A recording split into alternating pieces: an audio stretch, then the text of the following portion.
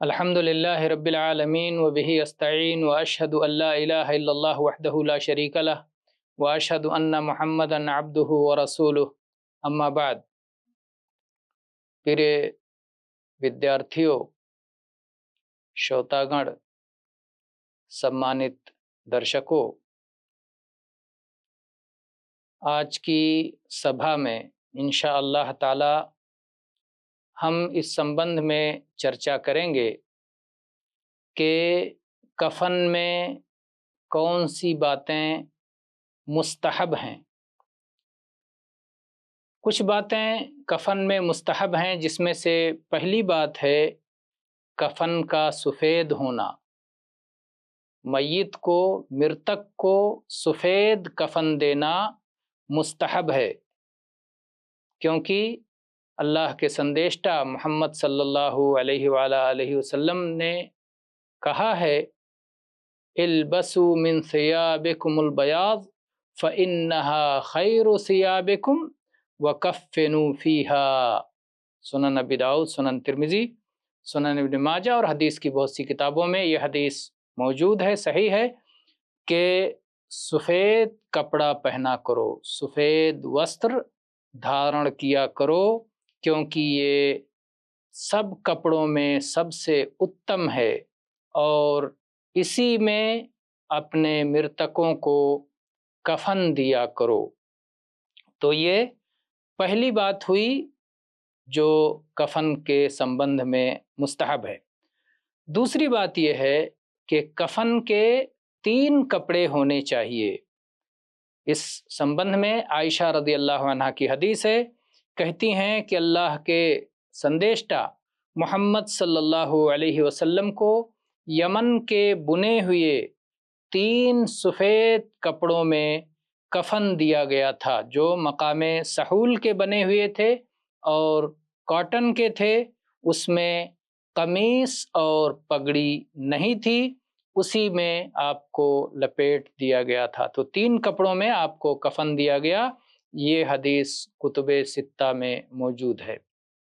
तीसरी चीज़ ये है, मुस्तहब है जो बात कफन में, कि उसमें एक कपड़ा धारीदार हो, अगर मैसर हो तो एक कपड़ा धारीदार होना मुस्तहब है। इसलिए कि अल्लाह के संदेष्टा मोहम्मद सल्लल्लाहु अलैहि वसल्लम ने फरमाया है कि जब तुम में से किसी की मृत्यु हो जाए और वो अगर पा सके तो उसे धारीदार कपड़े में कफन दिया जाए। फल्युकफ़न फी सौबि हिबरा, हिबरा यानी धारीदार कपड़ा।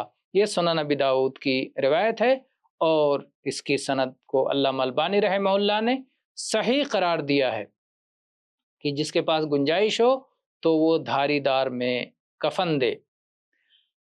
ये बात आप याद रखें कि जो अभी हदीस गुजरी कि सफ़ेद कपड़े में कफन पहनाया जाए और इस हदीस में है कि धारीदार कफन पहनाया जाए, तो इन दोनों में आपस में कोई टकराव नहीं है और इसको दोनों को पर अमल करने की कई सूरतें, कई शक्लें उलमा ने ज़िक्र की हैं, जिसमें से हम अभी 2 शक्लें आपके सामने ज़िक्र करते हैं।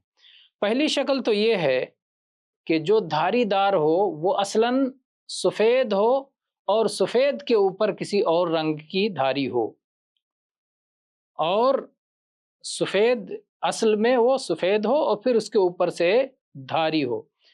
अगर एक ही कपड़ा है तो, और अगर एक से ज़्यादा कपड़े हैं तब तो और भी आसान है। और वो इस तरह से कि जो एक कपड़ा धारीदार हो और बाकी कपड़े पूरी तरह से सफ़ेद हों, तो इस तरह से दोनों हदीसों पर अमल हो जाएगा। दोनों हदीसों पर अमल हो सकता है कि जो एक कपड़ा हो धारीदार हो और बाकी 2 कपड़े, 3 कपड़ों में कफन देना है तो बाकी 2 कपड़े पूरी तरह से सफ़ेद हों।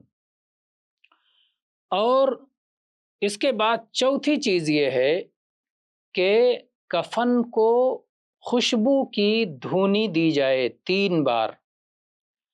अल्लाह के नबी सल्लल्लाहु अलैहि वसल्लम की हदीस है, पैगंबर صلی اللہ علیہ وسلم کی اذا جمرتم المیت فاجمروہ ثلاثا، مسند احمد، ابن ابی شیبہ اور صحیح ابن حبان کی حدیث ہے کہ جب میت کو خوشبو کی دھونی دو تو 3 بار دھونی دو۔ البتہ یہ بات یاد رہے کہ اگر میت مرتک اگر محرم ہے، یعنی حج یا عمرے کی حالت میں، احرام کی حالت میں اس کی مرتو ہوئی ہے، تو ایسی استھتی میں اس کو خوشبو کی دھونی نہیں دی جائے گی، اس کو خوشبو نہیں لگایا جائے گا، جیسا کہ اس سے پہلے یہ بات آ چکی ہے۔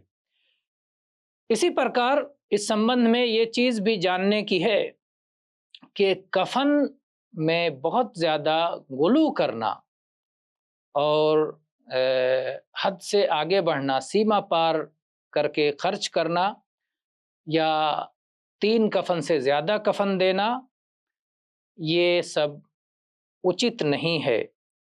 اور اس لیے بھی کہ جو لوگ جیوت ہیں انہیں اچھے کپڑوں پر، اچھے وستروں پر زیادہ ادھیکار ہے۔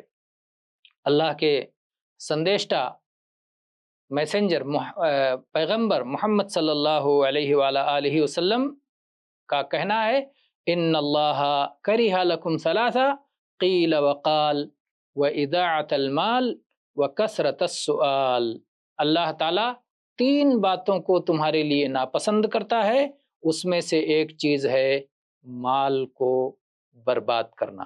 اس لیے کفن میں بھی جو ہے غلو کر کے بہت زیادہ مہنگا کفن لا کر کے فضول خرچی نہیں کی جائے گی، یہ اچت نہیں ہے۔ اور یہ بات بھی دھیان میں رہے کہ اس سمبندھ میں مہیلا کے ساتھ بھی پرش جیسا ہی ویوہار کیا جائے گا، کیونکہ اس کے لیے بھید کرنے کی، مہیلا اور پرش میں بھید کرنے کی کوئی دلیل، کوئی پرماڑ نہیں ہے۔ اگر کوئی پرماڑ ہوتا کہ مہیلا کے لیے زیادہ کفن دیا جائے گا تو پھر ویسا کیا جاتا، لیکن ایسا نہیں ہے۔ ہاں اگر اس کی آوشکتا ہو، ضرورت ہو تو اور بات ہے، نہیں تو جس طرح پرش کو 3 کپڑوں میں کفن دیا جائے گا، ایسے ہی مہیلا کو بھی 3 کپڑوں میں کفن دیا جائے گا۔ تو آج کے جو ہے یہ کفن سے سمبندھت یہ باتیں ہوئیں۔ اس کے بعد ہم چلتے ہیں کہ جنازہ کو قبرستان تک لے جانے کے لیے اور اس کے پیچھے جانے سے سمبندھت کون سے نیم ہیں اس پر چرچا کرتے ہیں۔ آپ یہ جانیں کہ جنازے کو قبرستان تک لے جانا اور جنازے کے پیچھے پیچھے جانا یہ فرض ہے، آوشک ہے، اور ایک مسلمان مرتک کا دوسرے جیوت مسلمانوں پر ادھیکار ہے۔ اس سمبندھ میں بہت سی حدیثیں آئی ہیں، اس میں سے ایک اللہ کے سندیشٹا محمد صلی اللہ علیہ وسلم کا یہ فرمان ہے، حق المسلم علی اخیہ خمس، ایک مسلمان کا اپنے دوسرے مسلمان بھائی پر 5 ادھیکار ہے۔ ان میں آپ نے جن ادھیکاروں کو بتایا، سلام کا جواب دینا، بیمار ہو، اسے کوئی روگ ہو جائے تو اس کی خیریت معلوم کرنا، اس کی عیادت کرنا، اور جب اس کی مرتو ہو جائے تو اس کے جنازے کے پیچھے جانا، اور یدی وہ آپ کو آمنترت کرے، نمنترن دے، تو اسے سویکار کرنا، اور اسے چھینک آئے اور چھینک پر وہ الحمدللہ کہے تو اسے یرحمک اللہ کی دعا دینا، پرارتھنا کرنا۔ تو یہ صحیح بخاری اور صحیح مسلم میں یہ حدیث آئی ہے، اس کا الیکھ ہے۔ تو ان ادھیکاروں میں سے آپ نے دیکھا کہ ایک ادھیکار ہے کہ اتباع الجنائز، کہ مرتک ہونے کی استھتی میں، وفات ہو جانے کے بعد اس کے جنازے کے پیچھے جانا اس کا ادھیکار ہے۔ اسی پرکار دوسری حدیث ہے، اللہ کے سندیشٹا محمد صلی اللہ علیہ وسلم نے فرمایا عود المریض واتبعوا الجنائز تذکرکم الآخرہ، بیماروں کی تیمارداری کیا کرو، عیادت کیا کرو، اور جنازے کے پیچھے پیچھے جاؤ، اس سے آخرت کا اسمرن ہوگا، اس سے آخرت کی یاد آئے گی۔ یہ امام بخاری نے ادب المفرد میں اور صحیح ابن حبان میں بھی اس کا الیکھ ہے۔ اور آپ یہ یاد رکھیں کہ جنازے کے پیچھے جانے کی دو شرنی ہے، دو درجہ ہے۔ پہلا یہ ہے کہ آپ مرتک کے نواس سے، اس کے گھر سے آپ اس کے پیچھے پیچھے جائیں یہاں تک کہ اس کی صلاۃ جنازہ پڑھ لی جائے، صلاۃ جنازہ اس کی پڑھ لی جائے۔ دوسری شرنی یہ ہے، دوسرا درجہ یہ ہے کہ آپ اس کے نواس سے اس کے پیچھے پیچھے جائیں یہاں تک کہ اسے دفن کر کے اور جو ہے اس کے دفن سے فارغ ہو جائیں، اس کے دفن سمپورن روپ سے اس سے سمبندھت ساری چیزیں پوری ہو جائیں تو دفن مکمل ہو جائے۔ اور اللہ کے سندیشٹا محمد صلی اللہ علیہ وآلہ وسلم سے یہ دونوں چیزیں ورنن کی گئی ہیں۔ ابو سعید خدری رضی اللہ عنہ سے ورنت ہے کہ ہم اس سمے جب اللہ کے سندیشٹا محمد صلی اللہ علیہ وسلم مدینہ نگری آئے تو جب ہم میں سے کسی کے یہاں کسی کی مرتو ہو جاتی تھی تو ہم اللہ کے سندیشٹا محمد صلی اللہ علیہ وسلم کو اس کی سوچنا دیتے تھے، آپ آتے تھے، پہنچتے تھے اور مرنے والے کے لیے اللہ سے چھما کی پرارتھنا کرتے تھے، استغفار کرتے تھے، اور اس کے بعد میں جو ہے نبی صلی اللہ علیہ وسلم اور آپ کے ساتھ جو لوگ ہوتے تھے وہ سب رکے رہتے تھے یہاں تک کہ میت کی تدفین ہو جائے۔ اور کبھی کبھی یہ رکنا ایک لمبا سمے لیتا تھا، دیر تک رکنا پڑتا تھا۔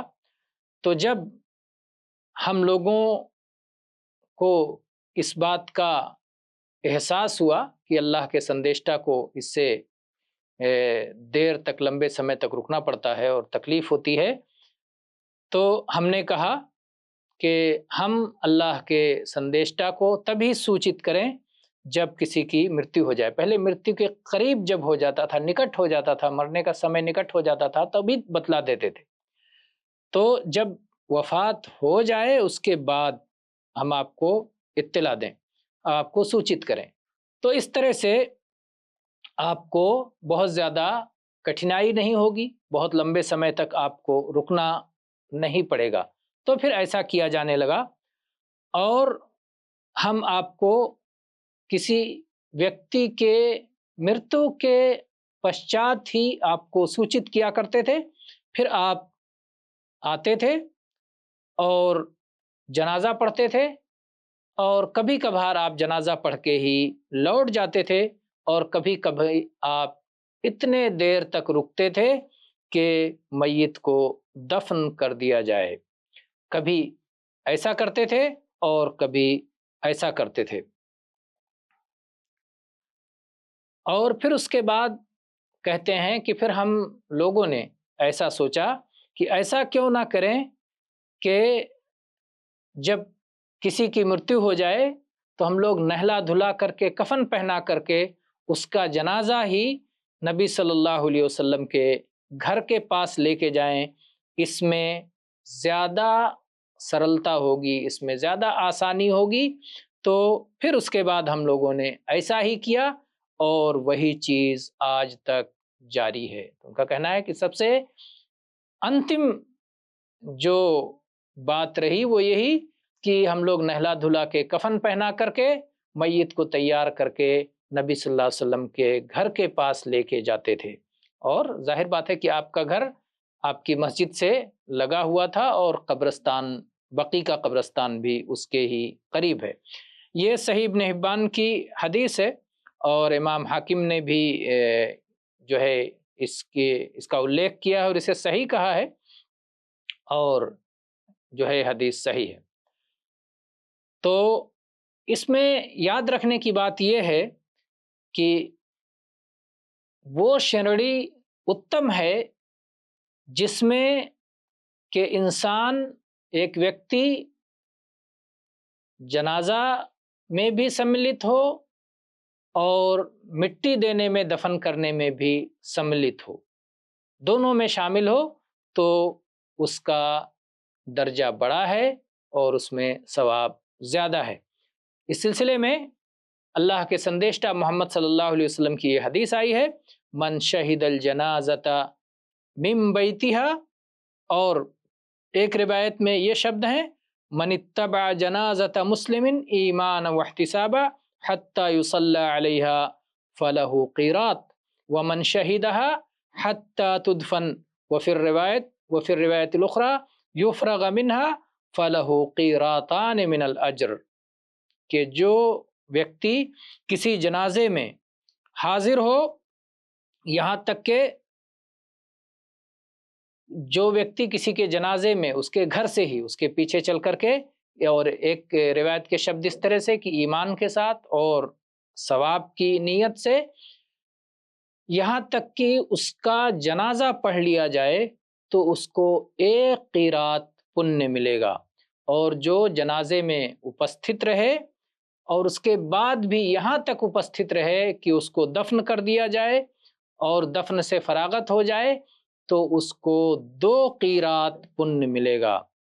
اللہ کے سندیشتہ محمد صلی اللہ علیہ وسلم سے پرشن کیا گیا کہ یہ 2 قیراط کیا ہے، تو آپ نے اس کا اتر دیتے ہوئے فرمایا کہ یہ 2 قیراط 2 بڑے بڑے پہاڑوں کے سمان ہوتا ہے۔ اور ایک روایت میں یہ شبد ہے کہ 1 قیراط احد پہاڑ کے پرکار ہوتا ہے۔ یہ حدیث صحیح بخاری، صحیح مسلم اور حدیث کی دوسری کتابوں میں موجود ہے۔ تو اس سے یہ بات معلوم ہوتی ہے کہ جو آدمی دفن تک رہے تو اس کا درجہ بڑا ہے۔ تو آج کی سبھا میں ہم اتنی ہی باتوں پر ورام دیتے ہیں۔ والحمد للہ رب العالمین۔